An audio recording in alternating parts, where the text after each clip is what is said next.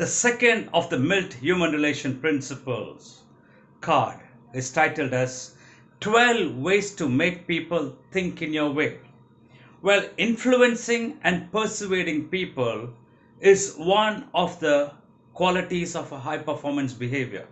If you are a leader, if you are a high performer, then you must have the power to influence people and make them think in your way of thinking without having to coerce but motivating them. Now, how does it happen? The principle one says, show respect for other person's opinions, never tell a man he is wrong. Show respect for the other person's opinion. Yes, we need to. The reason is no two minds think alike. If you're sitting in a room, 10 of you are sitting in a room, and if I tell each one of you to write a 5 line about the room, I will not get two identical descriptions at all. There'll be 10 different descriptions. The reason is you're sitting in the same room for a couple of hours, but your expression and understanding is different.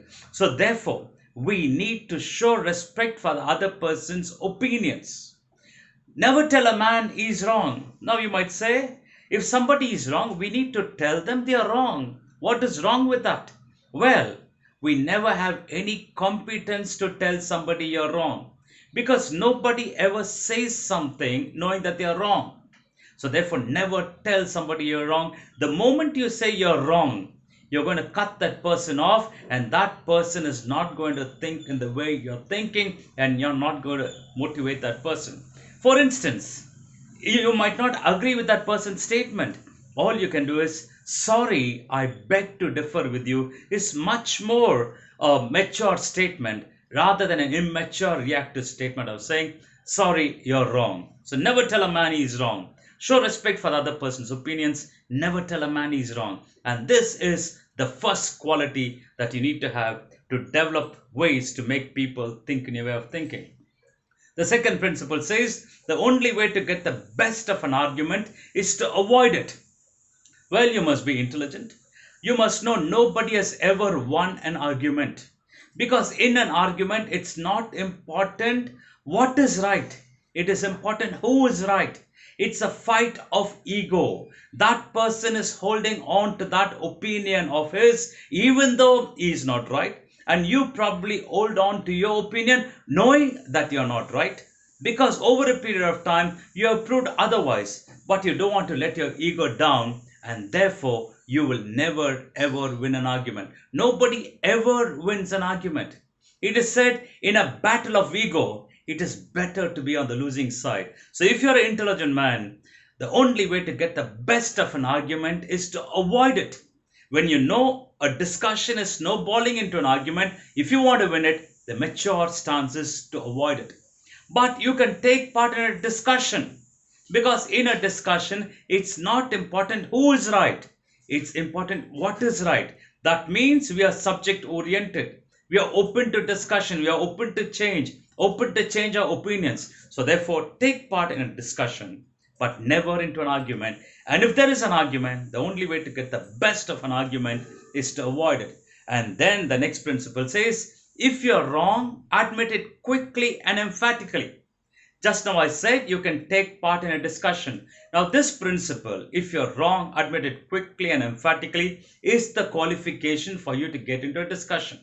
That means in the discussion, if somebody has given a point better and probably you find what you have given is not to the mark, you admit your mistakes quickly and emphatically. That's maturity. You're not a loser here. It shows your magnanimity and your maturity. But people generally what they try to do is keep beating around the bush and say, no. What I really meant to say was, no, you don't have to spend your energy. All you got to do is, if you're wrong, admit it quickly and emphatically. Say, sorry, I stand corrected. Thanks for getting me corrected and giving me a new perspective altogether. The next principle says, begin in a friendly way. Never start any discussion from the point of conflict or argument. The moment you start a discussion from the point of conflict and argument that happened, you'll be sure whatever good you want to say in this meeting or in this discussion, it's not going to be received at all. So therefore, begin in a friendly way. Talk about something good that has happened in the team, in the place, in the company. And then the moment you build that environment, and then when you put your ideas across, people are certainly going to think in the way you want them to think. The next principle says, get the other person saying yes, yes immediately. Well, this is art and science of conversation. When you make a statement or ask a question where you get yes for an answer, the next question or a statement you make, you get yes for an answer. The third question or a statement you make, you get yes for an answer. You have moved the listener's thinking process rotate in an affirmative direction. And now, when you make the final proposal, you're certainly going to get yes for an answer. For instance, on the contrary, if you ask a question or make a statement where you get no for an answer, the next question or a statement you make, you get a no for an answer. The third question or a statement you make, you get no for an answer. And then the final proposal of yours, however golden or great it might be, you're going to get a no for an answer. Because by getting these no's, you have only made the listener's thinking process rotate in an opposite direction. So therefore, get the other person saying yes, yes immediately. Ask questions, make statements that's acceptable. And then when you make the final proposal, you're going to get yes for an answer. And the next principle says, get the other person saying yes, yes immediately. And just that we finished that. And here it says, let the other person do a great deal of the talking. Well, in a discussion, we are not argumentative. So when somebody is talking, it's not a problem at all. Allow the person to talk. The more and more the person talks, the more and more you tend to understand that person, understand the intelligence of the person, understand the point of view of the person. So therefore, you're not argumentative. You're certainly going to let the other person do a great deal of the talking.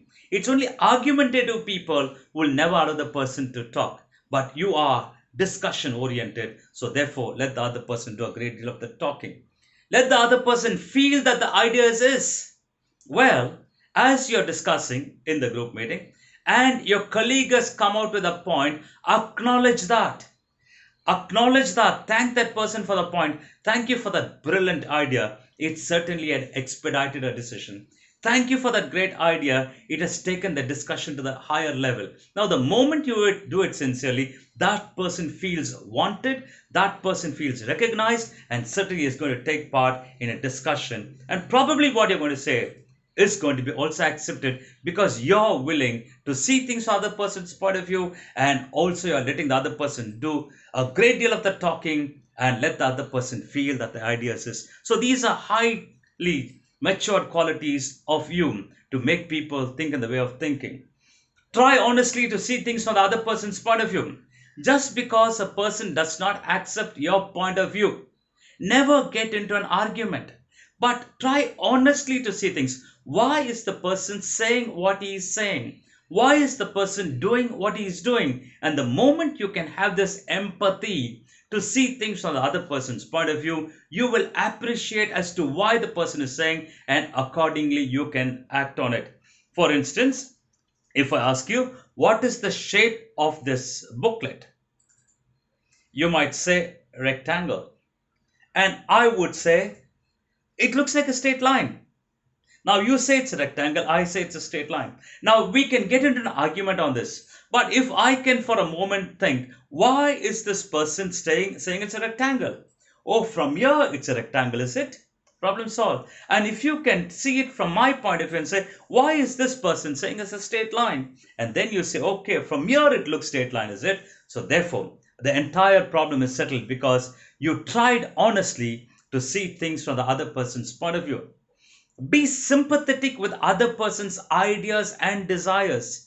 Just because a person does not accept you, just because a person is saying something which is not in your line, don't condemn that person. Don't call names to that person, but instead be sympathetic with other person's ideas and desires. This will help you to win them to your side rather than accusing them, rather than calling them names and distancing them.